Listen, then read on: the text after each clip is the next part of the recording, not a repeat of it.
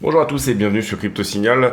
Aujourd'hui on va faire plusieurs sujets. On va comme d'habitude faire la partie technique, la partie liquidité et dans la partie fondamentale, quelques news qu'on va aller étayer aujourd'hui, mais on va surtout s'intéresser à quelque chose qui est un petit peu hors sujet, à savoir on va aller un petit peu décrypter en partie l'accident de Prigojine, ou en tout cas au travers des éclaircissements de l'histoire, essayer d'aller voir quels accidents d'avion ont pu être louches, que ça soit du côté russe ou du côté américain.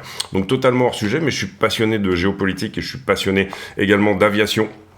Donc c'est un truc que j'avais envie de faire, voilà, pour histoire de détailler éventuellement, de mettre en lumière deux ou trois choses qui peuvent être intéressantes à ce sujet. On passe en partage d'écran pour attaquer la partie technique. Alors en daily, pas de changement pour l'instant, support au 25. Il semblerait qu'il y ait des choses qui soient systématiquement rachetées autour des 25, à peu près ici autour des 25,8. Est-ce que ça va tenir ou pas? Personnellement, je m'inscris plutôt dans ce scénario, même si on mèche jusqu'au 24,9, 25 000 pour prendre ces deux boîtes de liquidité qui sont ici. Personnellement, j'aurais plutôt tendance à me placer en longue pour un retracement haussier autour des 28,5. Donc pas grand chose de nouveau de ce côté-là.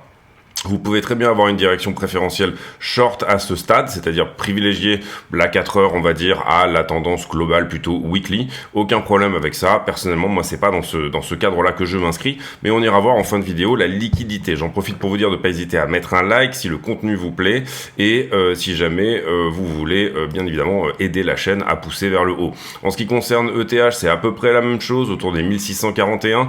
Attention, parce qu'on est en train de construire pas mal de longues sur ETH, c'est ce qu'on va voir sur la partie liquidité également, mais pareil, on s'inscrit potentiellement dans l'idée d'un retracement haussier. Pour le moment, pas de figure de retournement. Vous aurez une figure de retournement uniquement quand on aura cassé cette résistance là. On a en ce moment une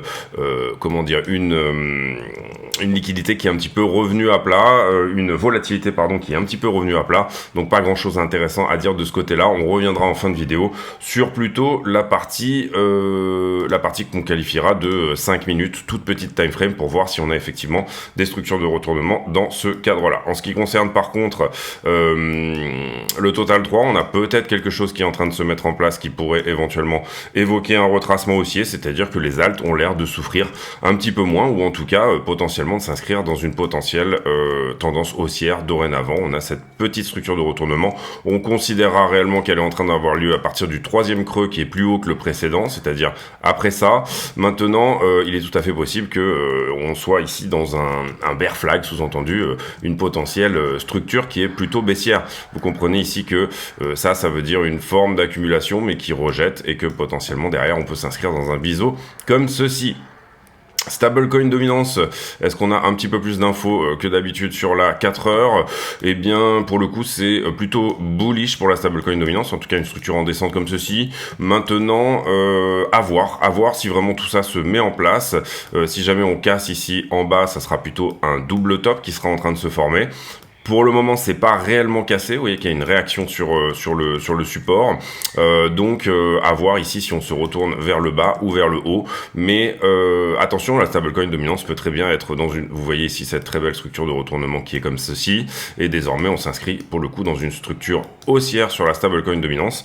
Attention, parce que ça paraît assez agressif, donc ça pourrait emmener le marché et les alts un petit peu plus loin. Hier, on a eu le discours de Jérôme Powell qui a été pour moi vraiment très neutre, donc j'aurais tendance à dire que on est déjà dans les prix, etc. Mais on va désormais aller faire le fondamental. Alors je vous le dis tout de suite, ça on y reviendra tout à l'heure.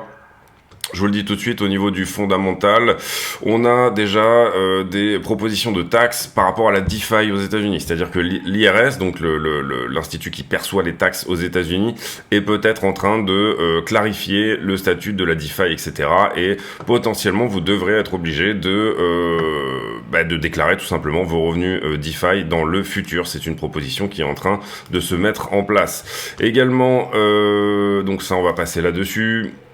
PayPal qui n'a pas un grand succès sur son stablecoin, comme vous le savez, il peut être frisé, donc du coup, c'est pas extrêmement intéressant pour les acteurs crypto. Ceux qui connaissent bien la crypto vont pas aller holder un stablecoin qui peut potentiellement leur être pris tout simplement. Ici, on le voit, l'IRS qui propose un brouillon pour donner des règles par rapport aux brokers des assets digitaux. Et là, c'est principalement, encore une fois, la finance décentralisée qui est visée. Et ici, on considérerait potentiellement que toute finance décentralisée s'inscrit dans la loi, entre guillemets, des brokers. Même s'il n'y a pas un intérêt énorme à être... enfin, si au départ, ça n'était pas considéré comme des brokers. Mais voilà, ici, extrêmement intéressant par rapport à la dédollarisation. Le Brésil qui propose un plan pour des échanges avec l'Argentine désormais en Chinese Yuan. Ici pas grand chose de ce côté-là, on va surtout regarder le calendrier économique et la semaine prochaine il s'avère qu'il va être relativement chargé. Pourquoi? Parce qu'on aura le rapport ADP et ça sera mercredi, c'est un rapport sur l'emploi qui est privé et qui va nous donner des informations sur le marché de l'emploi relativement important. On aura ensuite la révision du PIB, c'est-à-dire le deuxième, vous voyez qu'on avait 2,4, est-ce que ça va être révisé à la hausse ou à la baisse pour le quarter 2, donc ça va être intéressant également par rapport à la croissance aux États-Unis du mois de avril au mois de juin. Ensuite, on aura le PCE qui intéresse énormément la Fed, vous le savez. Hier, Powell a beaucoup parlé du core PCE. Donc là, on ira voir éventuellement tout simplement les forecasts, les consensus de ce côté-là. Et ensuite, on aura le taux de chômage. Ça sera pour vendredi prochain. Donc, on a vraiment une semaine extrêmement chargée en ce qui concerne l'inflation, en ce qui concerne l'emploi et en ce qui concerne la croissance, qui sont très exactement les trois, on va dire, questions du moment par rapport à ce que pourrait éventuellement nous donner tout simplement l'idée d'un soft landing, l'idée d'un repli de l'inflation et également bien entendu l'idée d'un marché du travail qui se détend, puisque ce qui plane actuellement ça serait potentiellement un secteur de l'emploi un peu trop fort qui empêche tout simplement le secteur des services qui ne sont pas du côté de l'hébergement, qui dépend un peu moins des taux, et bien tout simplement de retracer comme il se doit. Les consensus de ce côté-là, on va les regarder aujourd'hui. Comme ça, on va être complet dans l'analyse. Et en l'occurrence, donc on a parlé du 30, ça doit être par ici, je pense. Voilà, le core PCE. On a un consensus à 0,2, c'est-à-dire que le core PCE stagne, soit à la stagnation, 0,2% d'augmentation en month over month. Et en year over year, on aurait un consensus à 3,3. Le précédent était de 3%, donc une très légère augmentation. C'est potentiellement ce qui est en train de se mettre dans les prix pour le moment. Si jamais on a plus, c'est pas bien, donc les prix vont chuter. Si jamais on a moins, eh bien les prix peuvent le prendre bien, donc augmenter. Si jamais on a la même chose, c'est une non-news. Voilà pour la partie news. Ce qu'on va faire également, c'est qu'on va potentiellement faire la liquidité maintenant et j'irai faire la partie un peu plus hors sujet, je pense, à la fin de la vidéo. Donc toute cette idée où des États ont potentiellement assassiné tout simplement des personnes grâce aux moyens d'avion et d'accidents d'avion. Encore une fois, c'est un petit peu égoïste, mais c'est des sujets qui m'intéressent, donc je me fais un petit kiff personnel. Liquidité, 39 millions de liquidés hier, à savoir pas grand chose, la moitié sur Bitcoin plus Ethereum, un petit peu sur XRP. Vous voyez qu'on a liquidé principalement du long sur les dernières 24 heures et voilà, quelques alts qui rentrent ici, notamment Tomo qui rentre dans le top 10, BLZ et PP qui a fait un gros mouvement, donc du coup bien évidemment c'est ça qui fait qu'il est dans les grosses liquidations du moment. Carnet d'ordre, on n'a rien du tout avant les 26,5 à la vente et on n'a rien du tout à l'achat avant les 25,7. Vous voyez que c'est vraiment pas du tout chargé. Donc à ce niveau-là, le prix au spot pourrait aller en haut comme en bas. Au niveau des liquidités, comme ceci sur BTC, vous voyez que ça a été assez propre par rapport à ce qu'on avait dit hier, hein, les quelques marges qu'il était possible d'aller chercher éventuellement. Vous voyez qu'on a tout pris ce qui avait été rajouté hier, donc c'est relativement propre de ce côté-là. On avait fait la vidéo par ici. Qu'est-ce qui s'est passé depuis? Ici, on a été pas mal shorté sur la montée, donc je pense qu'on peut décaler ce point à peu près par là, même s'il a été nettoyé par la suite. Vous voyez qu'en fait, on l'aurait mis ici, d'accord? Et effectivement, il y a eu nettoyage. Donc, on va le mettre en trétillé, en se disant que peut-être il y a encore quelques shorts résiduels ici sur cette zone, mais pour moi il y a eu nettoyage de ce niveau-là. Ensuite on est sur la descente, mais le funding est à l'augmentation, donc ça veut dire qu'on peut décaler également ce point-là sur la partie basse ici, puisque vous le voyez, malgré une réduction du prix, j'ai un funding qui augmente, par contre j'ai des baisses de contrat, donc ça veut dire qu'on a pas mal de shorts qui sont en train de sortir également. Et puis ensuite, augmentation du prix, mais réduction du funding. Donc ça nous mettrait éventuellement un point de short de ce côté-là. comme ceci. Et puis derrière, on est plutôt sur du long, donc il est possible qu'on vienne chercher plus bas de ce côté-là. Donc je pense qu'on peut mettre un point de long à venir chercher, notamment par ici. Il devrait être pris incessamment sous peu. Comment est le sentiment? C'est ce qu'on va regarder derrière. On va d'abord faire Ethereum. Alors, Ethereum, c'est plutôt propre aussi, sauf qu'on vient pas chercher ici la borne basse. Depuis qu'on a fait la vidéo ici, là on est longué, mais c'est normal. Ici, on est un petit peu shorté sur ce moment-là. On vient le chercher après, derrière. Donc, même chose que Bitcoin. On va mettre celui-ci, mais on va le mettre en trétillé, puisqu'il a déjà été travaillé. Et puis ensuite, on est fortement longué sur toute cette zone-là. Donc, j'aurais tendance à dire que là, on est sur un 2 pixels. Hein. C'est-à-dire que, ou alors même on pourrait enlever celui-ci pour le moment et mettre celui-là en 2 pixels puisque ça va être un point dorénavant où il y a pas mal de liquidité. Et puis derrière, réaugmentation ici du funding, c'est à peu près normal. Le nombre de contrats ne bouge pas trop. Par contre, j'ai l'impression qu'il y a pas mal de shorts ici. Donc on a un point de short dorénavant au niveau de cette espèce de résistance là qui semble défendue également et pas trop mal et qui pourrait aussi être travaillé bientôt. Et puis derrière, on a potentiellement un point qui est ici mais qui a été travaillé. Donc on va le mettre au même niveau que le deuxième. Et là, malgré une augmentation du prix, augmentation du funding, donc on a peut-être un tout petit point de long. Même chose que BTC. À peu près sur cette zone-là. Voilà pour ce qui est des liquidités. Je ne sais pas pourquoi je ne peux pas sauver, mais hop, je pense que c'est peut-être sauvé là, cette histoire. Attendez. Hop, hop, voilà. On va sauvegarder comme ça. Les poches de liquidité. Alors, en l'occurrence, on peut voir ici qu'il y a une poche de liquidité, effectivement. Donc là, je cherche moi surtout les zones oranges. Et sur BTC, on peut estimer qu'elle est autour des 25,4 à la baisse. Et on voit qu'on a pas mal été shorté également sur cette descente-là, en tout cas au moins à partir de ici. Et là, pour le coup, la borne haute, elle serait plutôt autour des 27,2. Hein. C'est déjà la borne qu'on avait dit hier. Total Equilibrium en ce qui concerne, sur les 5 derniers jours, la quantité de short et quantité de long qui est sur le marché. Sur Ethereum, même chose, Equilibrium, éventuellement pas mal de shorts qui sont rentrés à partir de hier autour des 14h26. Si jamais on pousse en haut, ça nous donnera 1007. Si jamais on pousse en bas, ça nous donnera 1006. Hein, tout simplement, on voit ici cette box assez intéressante à venir potentiellement chercher. Donc voilà pour ça, la heatmap qu'on va regarder d'abord sur 12 heures pour avoir une idée du sentiment un petit peu du moment. Est-ce qu'il est shorter, est-ce qu'il est longer? En l'occurrence ici on peut voir que c'est mitigé mais plutôt longué, peut-être plutôt longué sur les 12 dernières heures du côté de Bitcoin.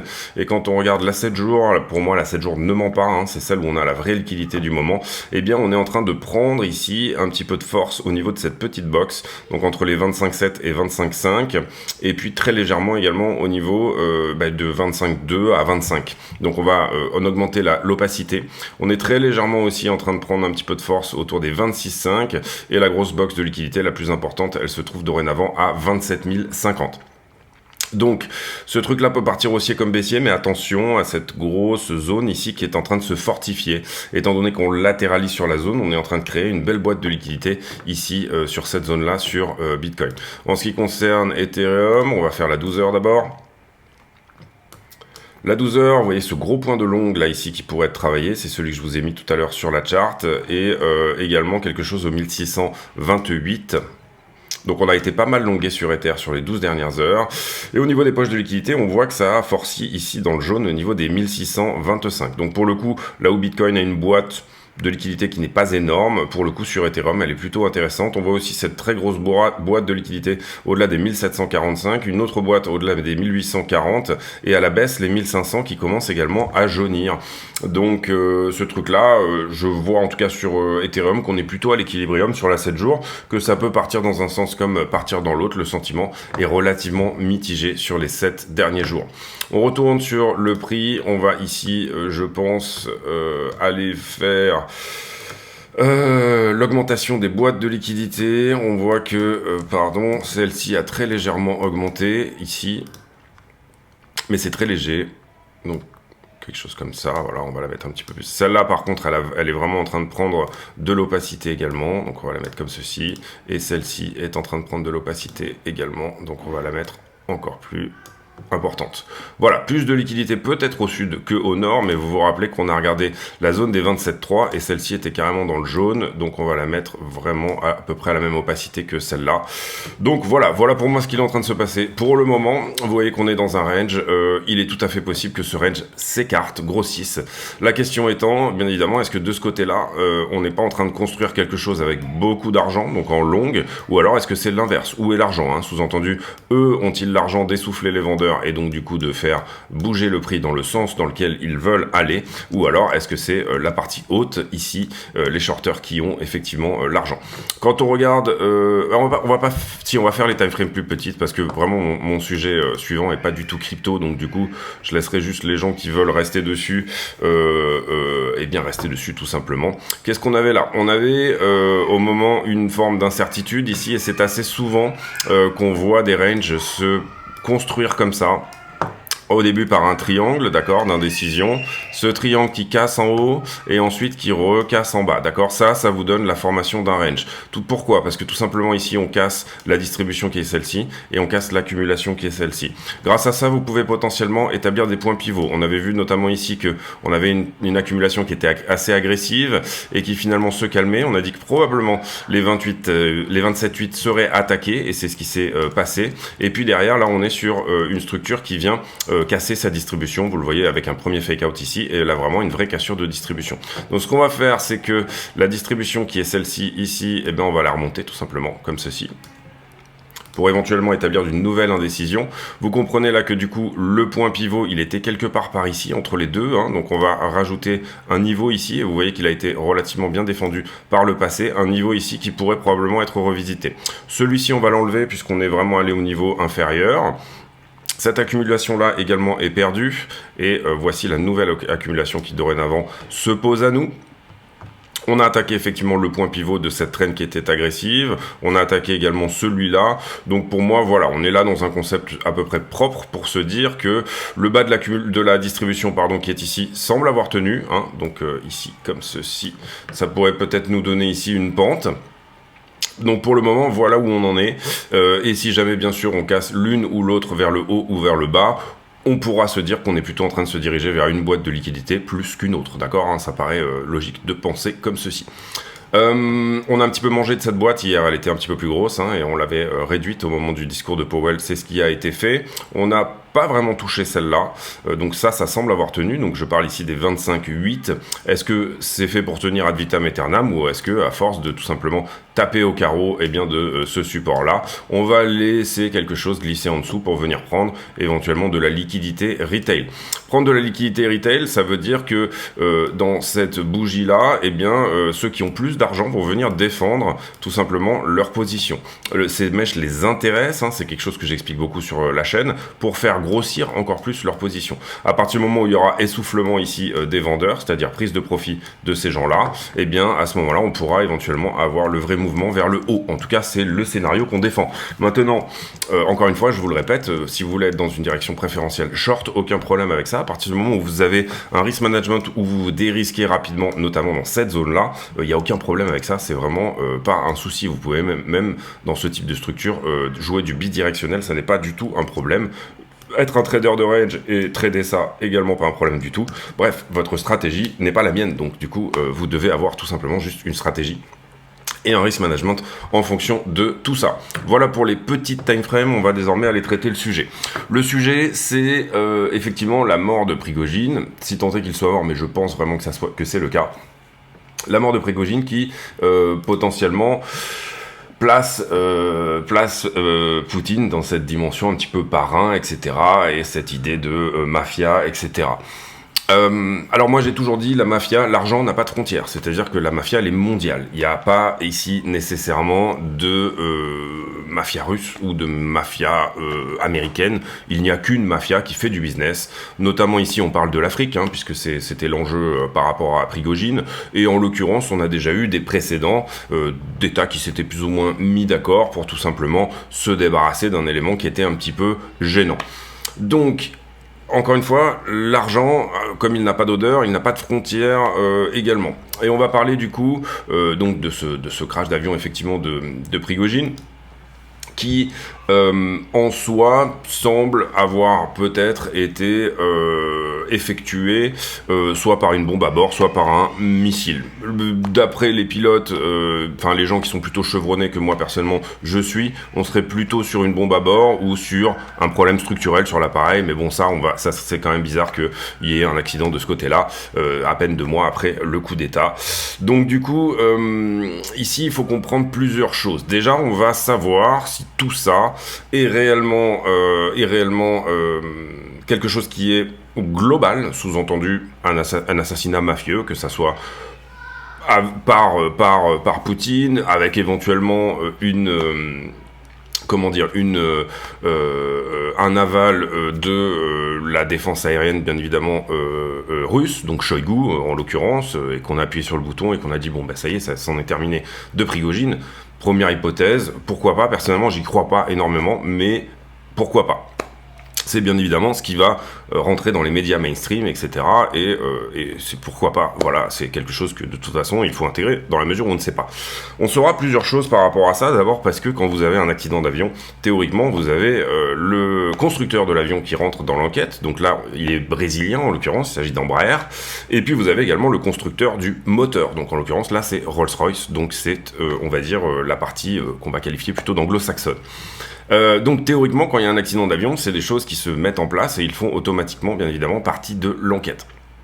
Maintenant, donc on saura, si jamais la Russie refuse tout simplement que Embraer et Rolls-Royce rentrent dans l'enquête, à ce moment-là on se dira, bon ok, c'est quelque chose qui n'appartient probablement qu'au côté russe.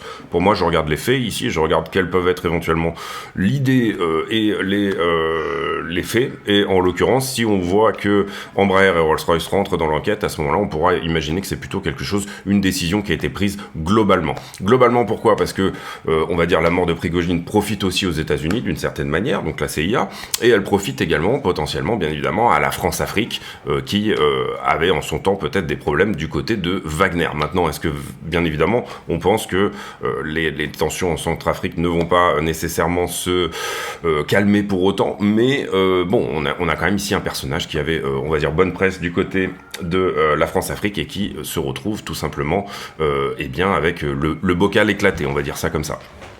Donc il faut voir ici, voilà, toutes ces choses-là. Il faut voir également le démenti de Moscou. Il faut voir également que, effectivement, les Américains crient au crime du côté de Poutine. Donc ça, c'est relativement intéressant à regarder des deux côtés. On va s'intéresser à quelques autres accidents d'avion, puisque personnellement, en ce qui concerne Prigojine, j'ai pas la solution. Mais moi, je me garde toujours un champ ouvert assez large, sans être conspirationniste. J'essaye de me garder un champ ouvert assez large sur où est l'argent et à qui profite, entre guillemets, le crime. Poutine, bien évidemment, il y a toute cette histoire un petit peu de, on va dire, d'humiliation, tout simplement, par le coup d'État. Et je l'avais dit au moment la tentative de coup d'État d'il y a 2 mois.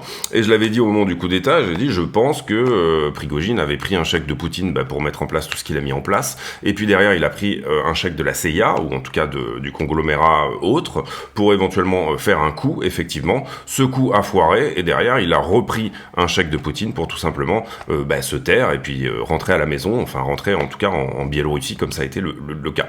Derrière, il est arrivé ce qu'il est arrivé, donc on sait qu'effectivement c'est pas une bonne idée de prendre des chèques ici un petit peu des deux côtés, comme ça a pu se faire du côté de Prigojine. Mais en tout cas, personnellement, moi je le vois comme ça, c'est la manière dont je vois les choses, et étant quand même assez, enfin pas au fait, mais étant quand même ayant une ouverture d'esprit, on va dire ça comme ça, sur la géopolitique, eh bien c'est comme ça que je vois les choses sur le moment.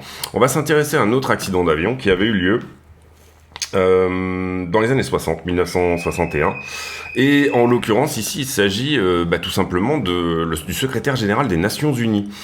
Secrétaire général des Nations Unies qui œuvre à l'époque au Congo. Le Congo est en train de prendre son indépendance, et puis ce qui se passe en fait, c'est que donc de son indépendance bien évidemment de la Belgique, et ce qui se passe à ce moment-là, c'est que la partie riche du Congo fait une forme de sécession. Le Katanga, là où il y a toutes les mines, toutes les choses, l'uranium, toutes les choses un peu intéressantes, fait une forme de sécession par rapport au Congo. À l'époque, on a des troupes soviétiques qui aident le Congo, l'ancien Congo belge, à devenir tout simplement indépendant. Le roi, je crois que c'est Baudouin, dit ok, bon on va leur donner l'indépendance, mais il y a une sécession qui est en train de se créer, qui bien entendu est aidée par la Belgique et par la CIA, etc., toutes ces choses-là, pour faire sécession du côté du Katanga, qui est la partie riche du Congo, ce qui n'arrange pas bien évidemment les soviétiques. En l'occurrence, ce qui se passe, c'est que les Nations Unies interviennent par rapport à cette sécession du Katanga en la personne de Dan Hammarskjöld, et Dan Hammarskjöld va tout simplement envoyer les Nations Unies pour plutôt aller dans le sens des soviétiques d'ailleurs, c'est-à-dire que là la mission de l'ONU en l'occurrence elle est de dire non, on va réunifier le Congo et en ce qui concerne Dan Hammarskjöld en l'occurrence il va totalement à l'encontre de ce que voudraient les États-Unis puisque il va commencer à dire non, on va remettre le Congo ensemble et puis voilà, donc double jeu de la part de l'ONU. On ne sait pas si Hammarskjöld était un agent un petit peu double ou pas, enfin un agent pour un secrétaire de l'ONU, c'est pas vraiment ce qu'on pourrait appeler un agent, mais est-ce qu'il avait des intérêts personnels ou alors est-ce qu'il l'a fait réellement pour, entre guillemets, la paix et sauver la partie, cette guerre civile qui était en train de se créer tout simplement aux États-Unis. À l'époque, il envoie les Nations Unies, il utilise même les Nations Unies pour d'une certaine manière lancer de vraies offensives au Katanga et dire au Katanga, maintenant vous arrêtez, vous signez un accord de paix avec le Congo et vous vous réunifiez tous ensemble. Et à ce moment-là, Dag prend l'avion pour tout simplement aller signer justement des accords de paix entre les deux. Et ce qu'il se passe, c'est que son avion disparaît dans la jungle congolaise. Il est accompagné de plusieurs gardes du corps, son avion s'écrase et on retrouve son avion dans la jungle avec, en l'occurrence, tout simplement, tous ces gardes du corps sont criblés de balles, ce qui est un petit peu bizarre dans un accident d'avion. Lui, il a une carte, je crois, glissée ici, qui est un as de pique. Donc, dans la culture anglo-saxonne, l'as de pique, c'est la main de l'homme mort. Au poker, en général, quand on appelle ça la main de l'homme mort, d'avoir l'as de pique, c'est entre guillemets une mauvaise augure. Je pense que c'était des vieilles histoires de saloon, etc. Et puis, pour vous dire, en gros, comment est décédé notre ami Dag Hammarskjöld, qui était quand même secrétaire général de l'ONU. À l'époque, Kennedy va à son enterrement, il dit que c'était un grand homme, etc. et tout. Et puis, finalement, l'ONU n'a jamais reconnu que c'était un accident, parce que c'est quand même bizarre que tout le monde soit criblé de balles dans un accident d'avion. La version officielle, c'était qu'il y avait des munitions dans l'avion et qu'elles ont explosé, mais on n'en retrouve pas dans la carlingue, etc. On retrouve surtout des balles pile poil dans les gardes du corps, donc c'est relativement bizarre. Et puis ensuite, il y a plusieurs documentaires qui sont sortis, et notamment celui qui disait que éventuellement c'était le SAIMR, une organisation de suprémacistes blancs qui travaillait dans l'intérêt du régime de l'apartheid et du Royaume-Uni, qui a tout simplement descendu cet avion. On ne sait pas ici s'il a été descendu hors de l'avion, et si ensuite on a craché l'avion et puis on les a mis dedans. Ce qui était un petit peu bizarre, c'est que Dag Hammarskjöld n'était pas du tout brûlé, et tout le monde était brûlé dans l'avion, sauf lui. Bref, accident vraiment troublant. Et vous le voyez ici, on parle de divergents intérêts entre ce que voulait l'ONU, ce que voulait la CIA, ce que voulait la Belgique, vous comprenez ici qu'on parle de gros argent. On est typiquement dans les années Kennedy et les années mafia, toutes ces choses-là. On est typiquement là-dedans. Et dans les grandes années où la CIA, KGB, etc. étaient vraiment dans des techniques qui étaient proches de l'assassinat pour tout simplement aller dans le sens de leurs propres intérêts. Donc ça, c'est la première chose. Voilà, comprenez bien ici que ça a été un virage aussi pour l'ONU, puisque, bien évidemment, l'ONU, c'est tout de suite derrière. On a eu beaucoup de gens qui se sont rangés directement du côté plutôt américain. Donc c'était aussi un signal fort, et bien que c'était ça qu'il fallait faire. Deuxième accident un petit peu bizarre, c'est celui qui a lieu à Dubrovnik à l'époque où on est au lendemain de la guerre de Yougoslavie et on envoie Ron Brown, qui est le secrétaire d'État au commerce américain, on l'envoie tout simplement en Yougoslavie, notamment en Croatie, pour négocier des gros contrats de reconstruction du pays, d'accord. Et donc Ron Brown est non seulement secrétaire du commerce aux États-Unis, mais il est aussi responsable des comptes de la campagne de Bill Clinton. Donc il a cette double casquette, voilà. Et on s'est posé beaucoup de questions sur cet accident. D'abord parce que l'avion était sous-équipé pour faire l'approche qu'il était censé faire, donc celle de Dubrovnik. C'était un avion américain qui avait été récupéré en Allemagne, à Ramstein, et on ne comprend pas pourquoi ils ont pris cet avion qui était vraiment sous-équipé. Ça, c'est la première chose. La deuxième chose, c'est qu'il y a eu des théories. Vous voyez ici, c'est une approche aux balises C'est des balises NDB, donc c'est des balises qui datent des années 30, c'est un peu des vieilles balises qui marchent sur une batterie, sur 50 watts, etc. Et en gros, il y avait une première approche à faire sur cette balise B, pour ensuite arriver sur une balise A, et ensuite atterrir ici sur l'aéroport de Dubrovnik. Les questions qu'on s'est posées, c'est est-ce que cette balise-là n'avait pas été éteinte, et étant donné que c'est des balises qui sont très faciles à copier, est-ce qu'on ne l'a pas allumé sur la montagne ici? Est-ce qu'on n'a pas allumé un double, puisque c'est assez facile entre guillemets de copier ces balises, encore une fois, et est-ce qu'on n'a pas allumé son double ici sur la montagne? C'était vraiment une question parce que les pilotes étaient chevronnés. Effectivement, l'avion était sous-équipé, hein, ça c'est une réalité, mais Ron Brown savait beaucoup de choses à l'époque. Ron Brown savait notamment, il était probablement au courant, et ça c'est des spéculations, mais il était probablement au courant que à l'époque le Pakistan, à la personne de Benazir Bhutto qui était au Pakistan, qui a probablement été descendu d'ailleurs à l'époque par les talibans, en tout cas c'est ce qui est dit, mais maintenant on commence éventuellement à se dire que c'est peut-être d'autres personnes qui ont assassiné Benazir Bhutto. Et Benazir Bhutto, à la fin, quand elle est morte, on s'est rendu compte que c'était assez bizarre, mais elle avait $1 milliard en assets propres, ce qui pour un politique est quand même conséquent. Donc, on a compris qu'elle avait croqué un petit peu dans tous les sens, et elle a notamment, en grande partie, financé la carrière de Bill Clinton, ou, enfin, en tout cas, son élection. En tout cas, c'est des choses qui sont réellement potentiellement possibles. Encore une fois, c'est des choses dont on ne saura probablement jamais rien, ou en tout cas pas avant une 50aine d'années, un petit peu comme aujourd'hui. C'est vraiment très récent ici que soit évoqué la capacité que Dan Hammarskjöld ait effectivement été assassiné. L'ONU en a toujours douté, et voilà, mais ça c'est effectivement autre chose sur lequel c'est intéressant de se pencher. Voilà, en tout cas, il faut bien comprendre ici que effectivement on a eu ici des gens qui sont morts bizarrement dans des accidents d'avion. Dernier accident d'avion, c'est de Marjorie Big Moustache, qui était le président de Total à l'époque. Très gros rapprochement du côté de Marjorie d'avec la Russie.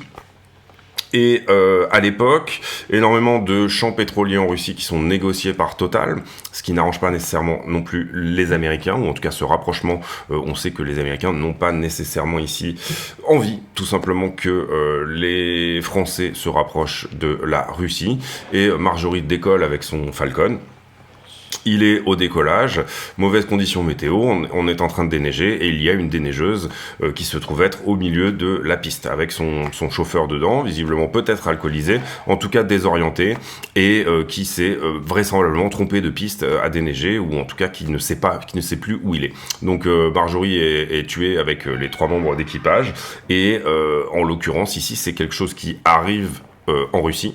L'enquête a été faite en Russie, et la Russie elle-même, finalement, malgré le fait que ça ne soit pas dans ses intérêts, conclut à un accident. Donc, en l'occurrence, ici, il est difficile de dire que la CIA pourrait avoir un rôle, ou que, en tout cas, la mort de Marjorie, puisque derrière, il est remplacé par quelqu'un qui va annuler une bonne partie quand même des investissements en Russie, n'a pas été montré du doigt comme étant un potentiel crime sur son propre sol par la Russie. Hein. Donc voilà, ce qui a été montré par contre à divergence, c'est je crois le mari de l'hôtesse de l'air qui a enclenché des grandes études sur toutes ces choses-là, etc. et qui, lui, pour le coup, a essayé de montrer que tout simplement c'était effectivement un assassinat. Mais en l'occurrence, du côté russe, donc là, on émet des réserves effectivement.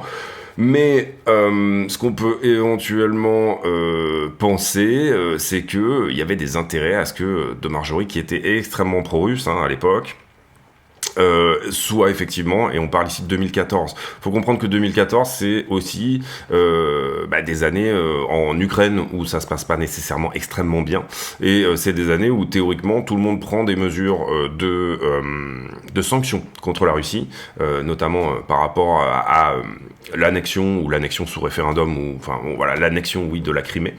Et donc du coup, à cette époque-là, il y a effectivement des tas de choses qui sont mises en place pour tout simplement éviter que les Occidentaux rentrent du côté russe.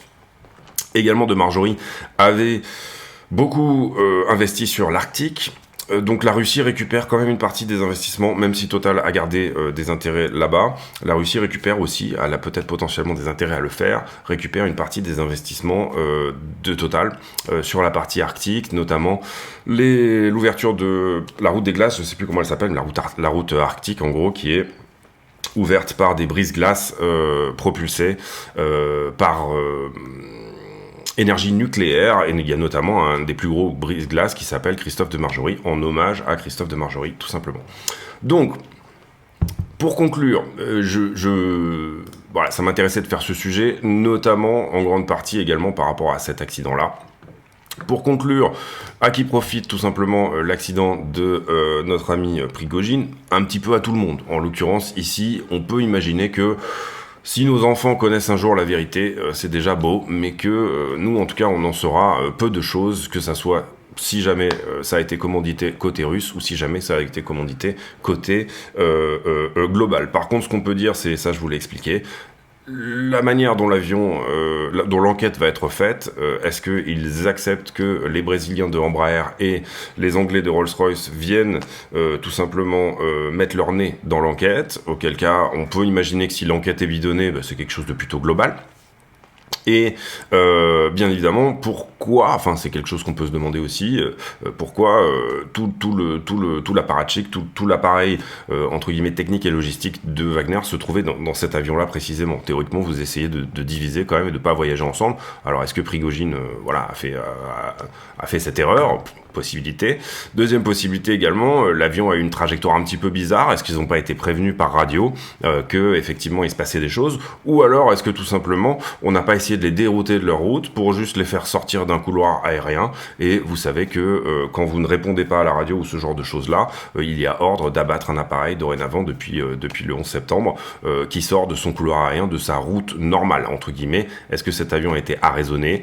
Est-ce que voilà, enfin c'est des questions qu'on peut se poser en tout cas, mais c'est pas la première fois, voilà, c'est ça que je veux dire, qu'un accident d'avion arrive et que cet accident d'avion propose des intérêts communs à plusieurs pays en même temps. On va voir ici les réactions, on va voir l'enquête, c'est surtout ça moi qui va m'intéresser, mais voilà, désolé d'avoir dérivé de la crypto, mais je suis aussi passionné d'aéronautique par ailleurs, donc du coup, et également de géopolitique. Donc c'était vraiment un sujet qui m'intéressait de traiter en vidéo, parce que tout simplement je trouve que c'est des choses qui sont relativement passionnantes de ce côté-là. Et encore une fois, l'idée ici c'est de se dire que autant l'argent n'a pas d'odeur, autant il n'a pas de frontières, l'argent sale n'a pas de frontières. Quand il y a un intérêt commun tout simplement à aller chercher, à aller éliminer quelqu'un, eh bien cette personne va être éliminée de fait, et en soi il y a aucune force qui pourra empêcher ça, et en tout cas bien évidemment la vérité ne sortira jamais. Voilà pour cette vidéo, j'espère qu'elle vous aura plu. Gros hors sujet à la fin, mais de temps en temps j'aime bien en faire parce que ça me plaît bien, et puis bon voilà, ça reste quand même je trouve intéressant. Il y en aurait plein, on pourrait en chercher plein des comme ça où bizarrement des gens sont décédés dans des accidents d'avion. C'était un petit peu la thématique, vous l'aurez compris, ou dans des accidents de voiture, ou voilà, dans une randonnée ou d'autres choses. Il y en a plein, et des gens qui tombent de balcon bizarrement, il y en a des tas, et moi c'est quelque chose qui me passionne, non pas que je cherche la conspiration encore une fois, mais je trouve ça hyper intéressant d'aller chercher un petit peu à l'intérieur de toutes ces choses-là. Je vous laisse là-dessus, j'espère que ça vous a plu. Si c'est le cas, n'hésitez pas à mettre un like, éventuellement venir nous rejoindre sur le Discord. Je m'en vais maintenant faire la vidéo spécifique pour les affiliés, donc sur le Discord je fais une vidéo pour les affiliés tous les jours, et en l'occurrence je pense que ici elle va plutôt avoir trait à des choses qui sont autour du risk management, etc. J'ai pour habitude en fin de vidéo de poser une question à la con, c'est-à-dire une question qui n'a rien à voir avec le prix du Bitcoin, mais qui nous permet de converser de choses et d'autres. Et en l'occurrence, la question du jour, elle sera sur...